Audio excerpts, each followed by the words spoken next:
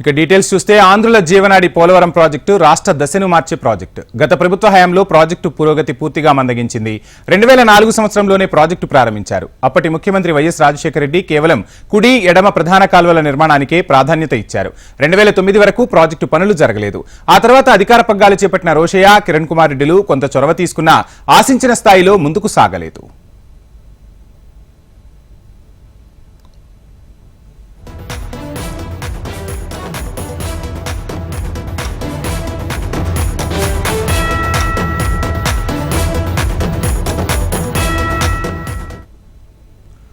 ఇక 2014లో అధికారంలోకి వచ్చిన తెలుగుదేశం పార్టీ పోలవరం ప్రాజెక్టు పనులను పరిగెత్తించింది. ప్రాజెక్టులో కీలకమైన అన్ని పనులను మొదలుపెట్టింది. 2019 నాటికి 72% పనులను పూర్తి చేసింది. ప్రాజెక్టులో అతి ముఖ్యమైన స్పిల్వే, ఈసీఆర్ఎఫ్లకు శ్రీకారం చుట్టింది తెలుగుదేశం సర్కార్. ముఖ్యంగా స్పిల్వే పనులు చాలా వేగంగా సాగాయి. స్పిల్వే నిర్మాణానికి అవసరమైన పునాదులను పియర్స్ స్థాయి నుంచి క్లస్టర్ లెవెల్ వరకు అంటే 56 అడుగుల ఎత్తు వరకు నిర్మించింది. స్పిల్వేకు అమర్చడానికి 48 గేట్ల నిర్మాణాన్ని బెకం సంస్థకు అప్పగించగా కేవలం ఏడాది కాలంలోనే వాటిని తయారు చేసింది ఆ సంస్థ. దానిలో చంద్రబాబు హయాంలోనే ఒక గేటును స్పిల్వే అమర్చారు. అదే సమయంలో స్పిల్వే అప్రోచ్ ఛానల్, మట్టి, కాంక్రీట్ పనులను దాదాపు 30% పూర్తి చేశారు. అదేవిధంగా స్పిల్ ఛానల్ పనులను దాదాపు 90% పూర్తి చేసినట్లుగా సమాచారం.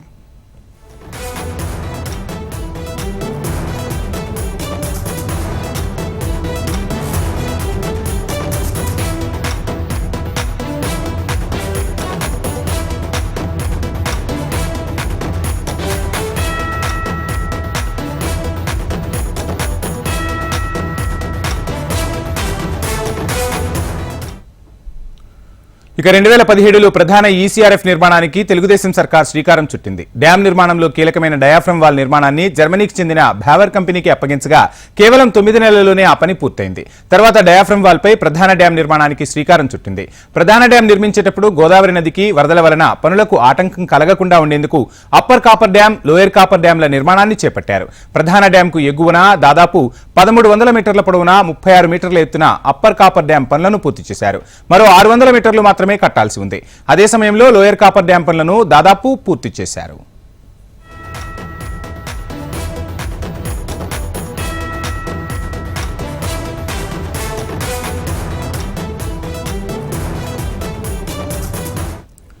2019లో వైసీపీ అధికారంలోకి రావడంతో పోలవరం ప్రాజెక్టు మరుగున పడిపోయే స్థితికి చేరుకుంది. అప్పటికే ప్రాజెక్టు పనులు చేస్తున్న నవయుగ సంస్థను మార్చి ఆ పనులను మెగా ఇంజనీరింగ్ సంస్థకు అప్పగించింది వైసీపీ సర్కార్. ఆ సంస్థ చేపట్టిన పనులకు వైసీపీ సర్కార్ బిల్లులు చెల్లించకపోవడంతో పనులను పట్టించుకోలేదు. ఫలితంగా డయాఫ్రమ్ వాల్ దెబ్బతింది. అప్పర్ కాపర్ డ్యాం పని కేవలం 600 మీటర్లు మాత్రమే మిగిలి ఉండగా పూర్తి చేయలేకపోయారు. ప్రధాన డ్యాం పనుల వైపు వైసీపీ సర్కార్ కన్నెత్తి చూడలేదు.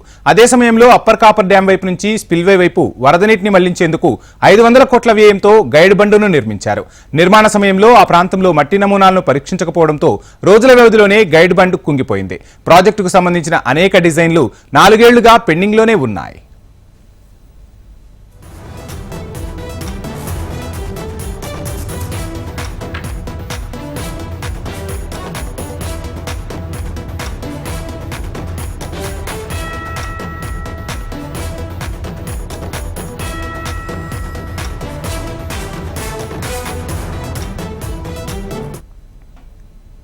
ఇక వైసీపీ హయాంలో మందగించిన పోలవరం ప్రాజెక్టు పనులు వేగవంతం చేయడానికి కూటమి సర్కార్ సిద్ధమైంది. పోలవరం ప్రాజెక్టును ముఖ్యమంత్రి చంద్రబాబు ప్రత్యక్షంగా అధ్యయనం చేయనున్నారు. గత తెలుగుదేశం హయాంలోనే పోలవరం నిర్మాణ పనులు పరుగులు పెట్టించిన చంద్రబాబు తిరిగి అధికారంలోకి వచ్చిన తర్వాత ప్రాజెక్టుపై ప్రధానంగా దృష్టి సారించారు. గతంలో లాగా సోమవారం పోలవరం కార్యక్రమాన్ని కంటిన్యూ చేయబోతున్నారు తెలుగుదేశం అధినేత. ఇందులో భాగంగా సీఎం చంద్రబాబు ఇవాళ పోలవరం ప్రాజెక్టును సందర్శించనున్నారు. ఉదయం 11:45 ప్రాజెక్టు వద్దకు చేరుకుంటారు బాబు. ఇక మధ్యాహ్నం 12 గంటల నుంచి 1:30 వరకు పోలవరం ప్రాజెక్టులోని వివిధ నిర్మాణ విభాగాలను క్షుణ్ణంగా పరిశీలించనున్నారు. అనంతరం మధ్యాహ్నం 2 గంటల నుంచి 3 గంటల వరకు అధికారులు, కాంట్రాక్ట్ ఏజెన్సీలతో చంద్రబాబు కీలక సమీక్ష నిర్వహించనున్నట్టుగా తెలుస్తోంది. సీఎం పోలవరం పర్యటన నేపథ్యంలో అధికారులు అప్రమత్తమయ్యారు.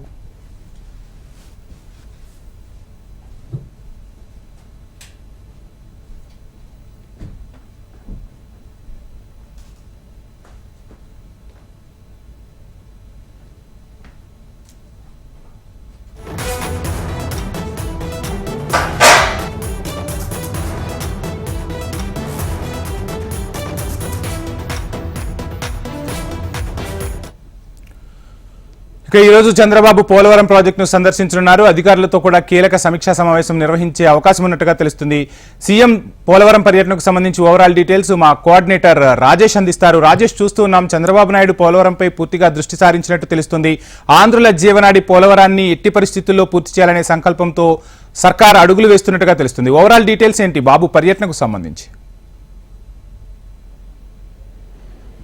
వంశీ, ఈరోజు ఉదయం 11:40 పోలవరం ప్రాజెక్టు సందర్శించేందుకు చంద్రబాబు నాయుడు అక్కడ చేరుకుంటాడు. ఆ తర్వాత 12 గంటల నుంచి 1:30 గంటల వరకు ఖచ్చితంగా పోలవరం ప్రాజెక్టు పనులను పరిశీలిస్తారు. పూర్తిగా గత ప్రభుత్వంలో పోలవరం ప్రాజెక్టు పనులు ఏమేమి చేశారు, అక్కడ ఏం జరుగుతుంది, అసలు ఎలా ఉంది గ్రౌండ్ లెవెల్ రియాలిటీ అనేది 12 గంటల నుంచి 1:30 గంటల వరకు సందర్శిస్తారు. ఆ తర్వాత 2 గంటల నుంచి 3 గంటల వరకు అధికారులతో సమీక్ష నిర్వహిస్తారు. అధికారులు గత ప్రభుత్వంలో పనిచేసిన కాంట్రాక్టులతో సమీక్ష నిర్వహిస్తారు. ఈ నేపథ్యంలో అసలు గత ప్రభుత్వంలో అసలు పోలవరం ప్రాజెక్టులో ఏం జరిగింది, అంతకుముందు ప్రభుత్వంలో ఏం జరిగింది, దీనికి 5 సంవత్సరాల వ్యవధిలో పోలవరం ప్రాజెక్టు పనులు ఎంత మేరకు ముందుకు తీసుకెళ్లారనే అంశాల మీద బాబు చర్చించనున్నారు అధికారులతో. అయితే గత ప్రభుత్వంలో చూసుకుంటే నాయకులు ఎక్కడికక్కడ 5 నెలల్లో పోలవరం ప్రాజెక్టు పూర్తవుతుంది, నెక్స్ట్ డిసెంబర్లో పోలవరం ప్రాజెక్టు పూర్తవుతుందనే శబ్దాలు చేసినప్పటికీ కూడా కనీసం బాబు ప్రభుత్వంలో 2014 బాబు ప్రభుత్వంలో చూసుకుంటే 72% పనులు ఏవైతే పూర్తయినాయో ఆ 72% కాకుండా కనీసం 10% మేరకు కూడా పనులు గత ప్రభుత్వంలో చేయలేకపోయారు. అయితే దాని నిర్లక్ష్యంగానే పోలవరం ప్రాజెక్టు ఆగిపోయింది. దానికి అదే కాకుండా పోలవరం ప్రాజెక్టుకు వచ్చిన నిధులను సైతం పక్కదారి పట్టించారు అక్కడ ఉన్న అధికారులు, ప్రజాప్రతినిధులు. దీని అన్నిటి మీద పూర్తిగా సమీక్ష చేసి ఆ తర్వాత మీడియాతో కూడా చంద్రబాబు నాయుడు మాట్లాడతారు. అయితే ప్రధానంగా చూసుకుంటే పోలవరం ప్రాజెక్టు విషయంలో ఎట్టి పరిస్థితుల్లో ఈ కూటమి ప్రభుత్వం మాత్రం ఖచ్చితంగా ఈ ప్రభుత్వంలో పూర్తి చేసి ప్రజలకు అందించే పరిస్థితి ఉంది. అయితే ప్రతి సోమవారం కూడా పోలవరం ప్రాజెక్టు పనులపై ఎక్కడికెక్కడ సమీక్షలు నిర్వహించుకోవటం, ఎక్కడా కూడా గ్యాప్ లేకుండా నిర్మాణ పనులను పూర్తి చేసే దిశలో వ్యవహరిస్తున్నారు వంశీ. రాజేష్, చూస్తూ ఉన్నాం, ఇక రానుంది వర్షాకాలం, పోలవరానికి వరద కూడా పోటెత్తే అవకాశం ఉంటుంది. గతంలో చంద్రబాబు నాయుడు ప్రభుత్వ హయాంలో ఈ వరదను కంట్రోల్ చేసేందుకు డయాఫ్రమ్ వాల్, అదేవిధంగా లోయర్ డ్యామ్, అప్పర్ డ్యామ్లను కూడా నిర్మించడం జరిగింది. గత సర్కార్ నిర్లక్ష్యంతో డయాఫ్రమ్ వాల్ పూర్తిగా కొట్టుకుపోయిన విషయాలను కూడా మనం చూసాం. ఇప్పుడు ఆ దిశగా చంద్రబాబు అడుగులు వేయబోతున్నారా? డయాఫ్రమ్ వాల్ కి సంబంధించి ఈ రోజు అధికారులతో ఏమైనా సమీక్ష జరిపే అవకాశం ఉందంటారా? వంశీ, అలా ప్రధానంగా చర్చ జరగాల్సిన అంశం డయాఫ్రమ్ వాల్ గురించే. ప్రధానంగా గత ప్రభుత్వంలో చంద్రబాబు నిర్మించిన కూడా కొట్టుకుపోయిన పరిస్థితులు ఉన్నాయి. వీళ్ళు కేవలం గత ప్రభుత్వంలో చేసిన నిర్లక్ష్యం వల్ల డయాఫ్రమ్ వాళ్ళు ఇవన్నీ కూడా పూర్తి స్థాయిలో కొట్టుకుపోయినాయి. అసలు అక్కడ పనులే జరగలేదు. నాణ్యత లోపాలతో ఏదైతే గత ప్రభుత్వంలో నిర్మించాయో ఇవన్నీ కూడా కొట్టుకుపోయిన పరిస్థితి. వీటన్నిటిని కూడా అసలు ఎందుకు జరిగింది, ఏంది, అక్కడ ఎంత మీటర్ వరకు ఎన్ని నిర్మాణాలు చేపట్టారో, అయితే ఈ నిర్మాణాలు పనులు చేపట్టిన దిశలో ఎక్కడ డ్యామేజ్ జరిగిందనే అంశాల మీద అధికారులతో చర్చిస్తున్నారు. ఇప్పుడు వర్షాకాలం వస్తున్న సమయంలో ఇప్పుడు కూడా ఎక్కడ వర్షాల నేపథ్యంలో పనులు లేకుండా మళ్ళీ నాణ్యమైన పనులు మొదలు పెట్టే విధంగా, అదేవిధంగా నీటి ఎద్దటిని కంట్రోల్ చేసేందుకు డయాఫ్రమ్ వాళ్ళని నిర్మించేసి ఖచ్చితంగా పనులు ముందుకు సాగే విధంగా అధికారులతో సమీక్షిస్తున్నారు. దీనికి సంబంధించి అదనపు నిధులు కేటాయించడానికి కూడా ప్రభుత్వం సిద్ధంగా ఉంది. కేంద్ర రాష్ట్ర ప్రభుత్వాలు ఎక్కడా కూడా అధికారులు నిర్లక్ష్యం వహించవద్దు, వర్షాల కారణంగా పనులు చేయలేకపోతున్నాం అనే మాటలు కూడా మాట్లాడొద్దని అధికారులకు ఇప్పటికే సూచించారు. అయితే ప్రతి సోమవారం కూడా ఈ పనుల మీద పూర్తి స్థాయిలో సమీక్షలు నిర్వహిస్తారు. సమీక్షలకి కేవలం సమీక్షలతో మాత్రమే వదిలేయకుండా ముఖ్యమంత్రి Chandrababu Naidu ground level reality ఖచ్చితంగా నెలలో ఒకరోజు పోలవరం ప్రాజెక్టు విజిట్ పెట్టుకొని ఖచ్చితంగా అక్కడ ఏం జరిగినాయి, నెల రోజుల గ్రౌండ్ లెవెల్ రియాలిటీ రిపోర్ట్ ఏముందనే అంశాల మీద కూడా చంద్రబాబు నాయుడు అధికారులను ఆరా తీయబోతున్నాడు వంశీ. రాజేష్, చూస్తున్నాం, చంద్రబాబు నాయుడు అధికారం చేపట్టకముందే ఒకవైపు అమరావతిలో పనులు కానీ, అదేవిధంగా పోలవరంపై కానీ దృష్టి సారించారు. ఇక అధికారం చేపట్టిన తర్వాత చంద్రబాబు 2 కళ్ళలాగా, అంటే ఒకవైపు అమరావతి, మరోవైపు పోలవరం, ఈ రెండింటిని ప్రధాన అంశాలుగా తీసుకుని పరిపాలన సాగిస్తున్నట్టుగా తెలుస్తుంది. ఇదే నేపథ్యంలో పాత కంపెనీలు ఏవైతే ఉన్నాయో అవన్నీ కూడా రికార్డు స్థాయిలో పనులన్నీ పూర్తి చేశాయి. ఈ నేపథ్యంలో మరలా పాత కంపెనీలను పిలిచి వారికే కాంట్రాక్టులు అప్పగించే అవకాశం ఉందంటారా? వంశీ ఈ రోజు చూసుకుంటే ఈ రోజు ఏదైతే కాంట్రాక్టులు ఇప్పుడున్న ప్రస్తుతం నిర్వహిస్తున్న కాంట్రాక్టులు ఎవరైతే ఉన్నారో అధికారులు కాంట్రాక్టుల సమక్షంలో సమీక్ష నిర్వహిస్తున్నారు. ఈ సమీక్షలో ఆ కాంట్రాక్టర్లు ఏం చేశారు, అధికారులు ఏమి ఇచ్చారు కాంట్రాక్టులకి, వీళ్ళు ఏం చేశారు అనే అంశాల మీద పూర్తి స్థాయిలో సమీక్ష నిర్వహించిన అనంతరం అక్కడ లోపాలు కాంట్రాక్టర్ అయ్యా లేకపోతే అధికారుల నిర్లక్ష్యం స్పష్టంగా ఈ ఎవరైతే కాంట్రాక్టులను పెట్టారో వాళ్ళ దగ్గర ప్రభుత్వం పనులు చేయనీయకుండా పనులకు అవసరమైన వసతులు కల్పించకుండా బడ్జెట్ రిలీజ్ చేయకుండా ఇబ్బందులకు గురి చేశారని కొన్ని సందర్భాల్లో అలా ఇప్పటికే చంద్రబాబు నాయుడికి నోటీసులో ఉంది. అయితే పూర్తి స్థాయిలో అసలు ఏం జరిగింది అక్కడ రిపోర్ట్ తీసుకున్న అనంతరం అయితే ఈ కాంట్రాక్టర్ల నిర్లక్ష్యం కారణంగానే ఈ పనులు అయినాయా లేదంటే అధికారులు నిర్లక్ష్యం ప్రభుత్వ నిర్లక్ష్యం అయితే ఖచ్చితంగా అక్కడ ఉన్న పరిస్థితికి అనుగుణంగా అవసరమైతే కాంట్రాక్టర్లని సైతం పూర్తి స్థాయిలో మార్చేసి పనులను వేగవంతం చేసేందుకు చంద్రబాబు ప్రభుత్వంలో పనులు చేసిన కాంట్రాక్టర్లను కూడా తీసుకొచ్చి పెట్టే అవకాశం ఉంది. అయితే ప్రధానంగా చూసుకుంటే ఇక్కడ గత ప్రభుత్వంలో నిర్లక్ష్యం దోపిడీకి కారణమే ఈ నిర్లక్ష్యానికి కారణం అనేసి స్పష్టంగా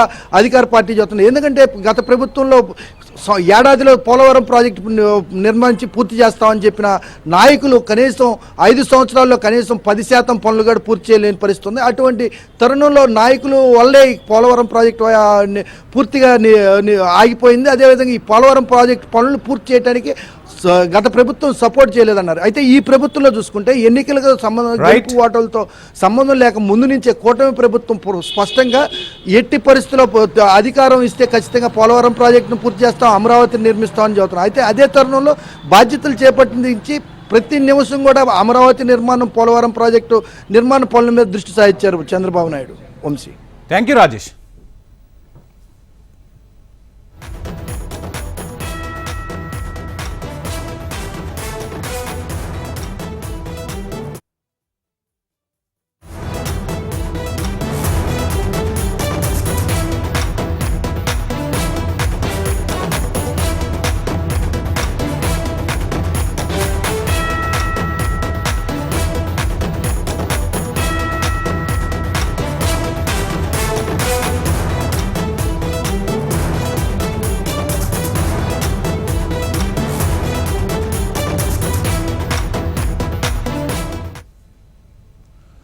ఆంధ్రప్రదేశ్ కేబినెట్ కూర్పు పూర్తయింది. 5 రోజులు గడుస్తున్నా ఇంకా మెజార్టీ మంత్రులు వారి శాఖల బాధ్యతలు చేపట్టలేదు. బాధ్యతలు స్వీకరించడానికి మంత్రులు ముహూర్తాల వేటలో పడినట్లు తెలుస్తోంది. మంత్రులుగా ప్రమాణ స్వీకారాలు చేసి 5 రోజులు గడుస్తున్నా ఇంకా మెజార్టీ మంత్రులు బాధ్యతలు చేపట్టలేదు. బాధ్యతలు చేపడితే తమ సమస్యలు చెప్పుకోవడానికి బాధితులు సిద్ధంగా ఉన్నారు. కొత్త ప్రభుత్వంలో తమ సమస్యలు చెప్పుకుందామంటే అమాత్యులు ఇంకా బాధ్యతలు తీసుకోకపోవడంతో బాధితులకు ఎదురు చూపులు తప్పడం లేదు.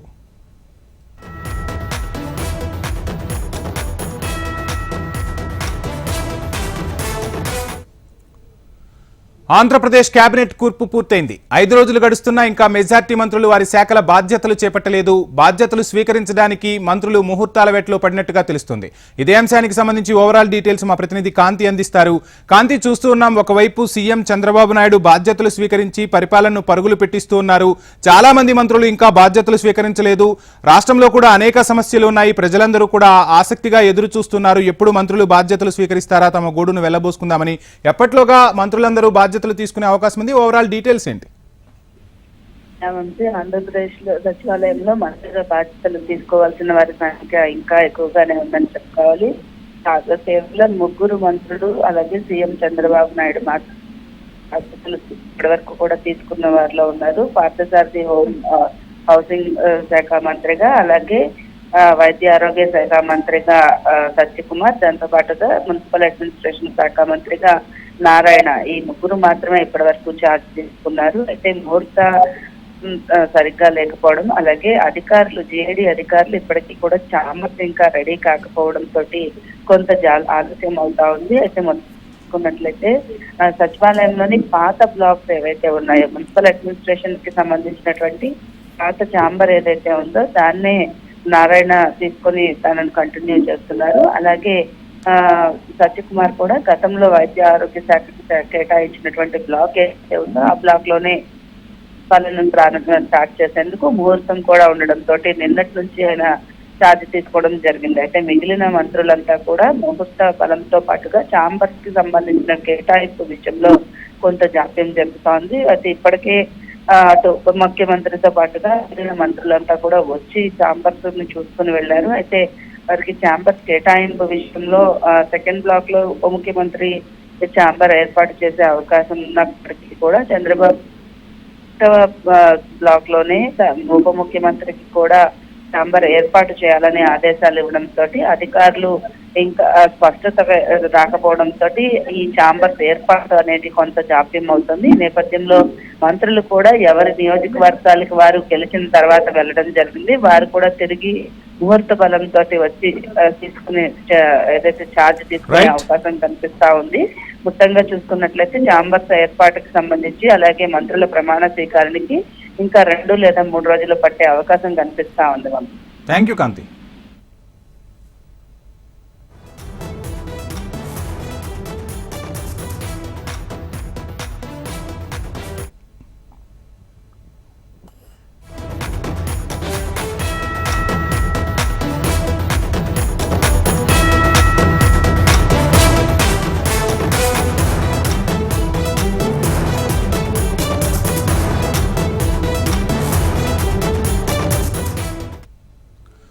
మరో బ్రేకింగ్ చూస్తున్నాం. వేసవి సెలవులు ముగిసి స్కూళ్లు కాలేజీలు తిరిగి ప్రారంభమయ్యాయి. దీంతో బాసర జ్ఞాన సరస్వతి ఆలయానికి భక్తులు పోటెత్తారు.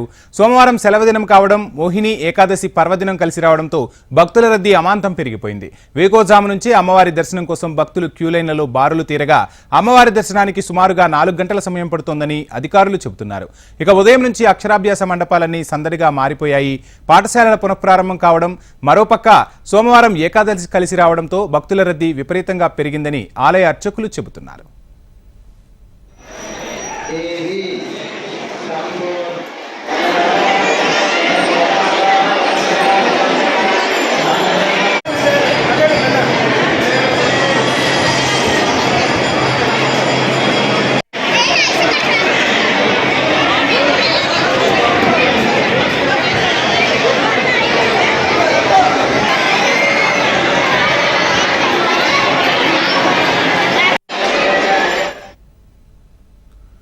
నంద్యాల జిల్లా శ్రీశైలం ముక్కంటి మల్లన్న ఆలయానికి భక్తులు పోటెత్తారు. వరుసగా సెలవులు రావడంతో శ్రీశైల భ్రమరాంబ మల్లికార్జున స్వామి ఆలయానికి భక్తుల రద్దీ పెరిగింది. తెల్లవారుజాము నుండే పాతాళగంగలో పుణ్యస్నానాలు ఆచరించి శ్రీ భ్రమరాంబ మల్లికార్జున స్వామి అమ్మవార్లను దర్శించుకునేందుకు క్యూలైన్లు, కంపార్ట్మెంట్లలో బారులు తీరారు భక్తులు. శ్రీ స్వామి అమ్మవార్ల దర్శనానికి సుమారు 4 గంటల సమయం పడుతోంది. భక్తులు స్వామివారికి రుద్రాభిషేకం, కుంకుమార్చన నిర్వహించి తమ మొక్కులు తీర్చుకుంటున్నారు. భక్తులకు ఎటువంటి ఇబ్బందులు కలగకుండా శ్రీ స్వామి అమ్మవార్లను దర్శించుకునేలా అధికారులు ప్రత్యేక ఏర్పాట్లు చేశారు. భక్తులకు ఎప్పటికప్పుడు అల్పాహారం, పాలు, బిస్కెట్స్, మంచినీరు అందిస్తున్నామని దేవస్థాన ఈవో పెద్దిరాజు తెలిపారు.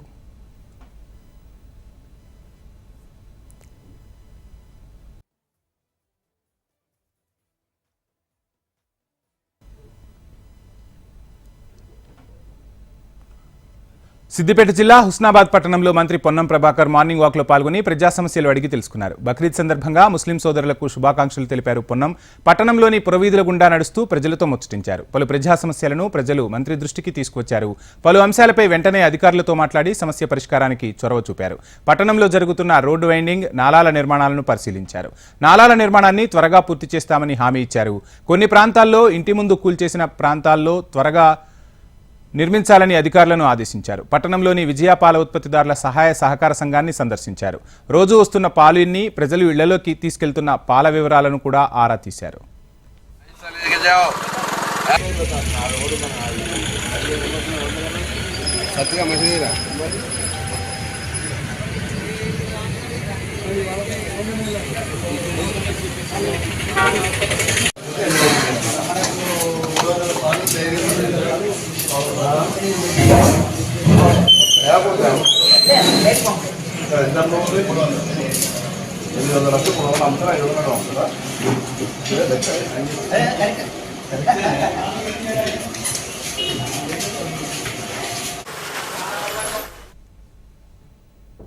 రుషికొండ రాజ్మహల్ రహస్యం బట్టబయలైందని భీమిలి ఎమ్మెల్యే గంటా శ్రీనివాస్ అన్నారు. అమరావతిలో ప్రజావేదికను కూల్చేసి విశాఖలో 100 కోట్లతో రుషికొండలో ప్యాలెస్ నిర్మించుకున్నట్టు తెలిపారు. టూరిజం ముసుగులో రాజ్మహల్ను 650 కోట్లు ఖర్చు చేసి ప్రజాధనంతో నిర్మించారన్నారు. జగన్ ఎంతో మోజుపడి ప్యాలెస్ కట్టుకున్నారని, కానీ తనకు చూసుకునే అవకాశం లేకుండానే ప్రజలు తీర్పు ఇచ్చేశారన్నారు గంటా. అయితే ప్రభుత్వం మారడంతో తాజాగా ఈ భవనాల వినియోగంపై పెద్ద ఎత్తున చర్చ జరుగుతుంది. రుషికొండపై మొత్తం 7 బ్లాకుల్లో భవన నిర్మాణం జరిగింది. విశాఖపట్నంలో వచ్చి ఉంటున్నాం అని చెప్పని ఏదైతే ఇప్పుడు మనం కూర్చున్న ఈ ఋషికొండ, ఒకప్పుడు సప్త ఋషులు ఈ కొండపై నడయాడని, ఇక్కడ తపస్సు చేసుకునేవాళ్ళని, దీనికి ఒక హిస్టారికల్ ఇంపార్టెన్స్ ఉన్న కొండ. ఎవరైనా విశాఖపట్నం నుంచి బీలో బీచ్ రోడ్ వెళ్తూ ఉంటే వెళ్ళే వాళ్ళందరికీ కూడా పచ్చటి కొండ అందరినీ కూడా ఎంతో ఆకర్షిస్తూ ఉండేది. అటువంటి ఒక పచ్చటి ఋషికొండని టూరిజం దీని కింద అక్కడ రిసార్ట్స్ కట్టి ఉంచితే బ్రహ్మాండమైన లాభాల్లో నడుస్తున్న ఆ టూరిజం రిసార్ట్ని కూడా మరి పూర్తిగా డిస్మాంటిల్ చేసి ఇక్కడ అత్యంత రహస్యంగా గోప్యంగా ఈ విలాసవంతమైన రాజమహల్ని నిర్మాణం చేయడం జరిగింది. ప్రభుత్వం ఏదైనా ఒక నిర్మాణం చేసేటప్పుడు దాంట్లో రహస్యాలు ఉండవు. బహిరంగంగా ఆ బిల్డింగ్ దేనికోసం కడతా ఉన్నారు, ఎంత విస్తీర్ణత కడతా ఉన్నారు, ఎంత ఎస్టిమేట్తో కడతా ఉన్నారు, అందులో ఏమేమి ఫెసిలిటీస్ ఉంటాయి, ఇవన్నీ డ్రాయింగ్స్తో సహా బయట డిస్ప్లే చేస్తారు. కానీ దానికి భిన్నంగా దీన్ని అత్యంత గోప్యంగా, నాకు తెలిసి బహుశా ఈ దేశంలో ఏ భవనం కూడా ఇంత వివాదాస్పదం కానీ ఇంత సెన్సేషన్ కానీ క్రియేట్ చేశాడు. Back to news. విశాఖలోని ఋషికొండపై గత సర్కార్ నిర్మించిన భవనాలపై వివాదం రాజుకుంటోంది. తెలుగుదేశం పార్టీ విమర్శలకు వైసీపీ కౌంటర్ ఇచ్చే ప్రయత్నం చేసింది. అవి ప్రభుత్వ భవనాలని, ఎవరి సొంత ఆస్తులు కావని పేర్కొంది. విశాఖకు ప్రభుత్వం ఇచ్చిన ప్రాధాన్యత దృష్ట్యా వాటిని నిర్మించారని వైసీపీ అఫీషియల్ ఎక్స్ ఖాతాలో పోస్ట్ చేశారు. భవనాలను ఎలా వినియోగించుకోవాలన్నది ప్రభుత్వ ఇష్టమని, భవన నిర్మాణాలపై వక్రీకరణలను జోడించి బురదజల్లే ప్రయత్నాలను ప్రజలు గమనిస్తున్నారని వైసీపీ తన ట్విట్టర్ అకౌంట్లో పోస్ట్ చేసింది.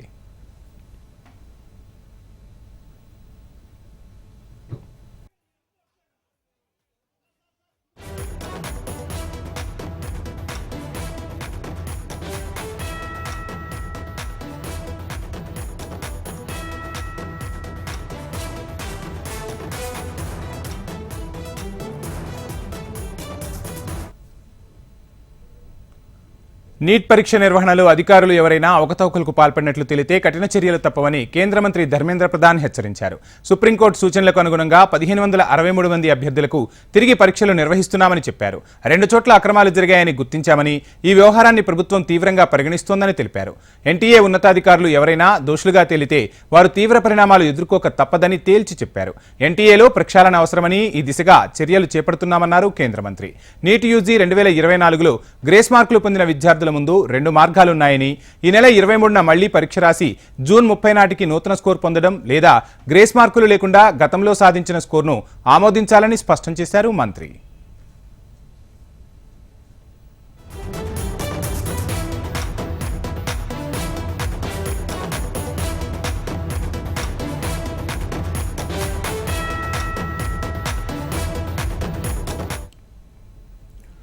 తెలంగాణలో గనుల వేలంపై కేంద్రం ఘాటుగా స్పందించింది. గడిచిన 9 ఏళ్లలో తెలంగాణ సర్కార్ ఒక్క మినరల్ బ్లాక్ ను కూడా వేలం వేయలేదని కేంద్ర గనుల శాఖ పేర్కొంది.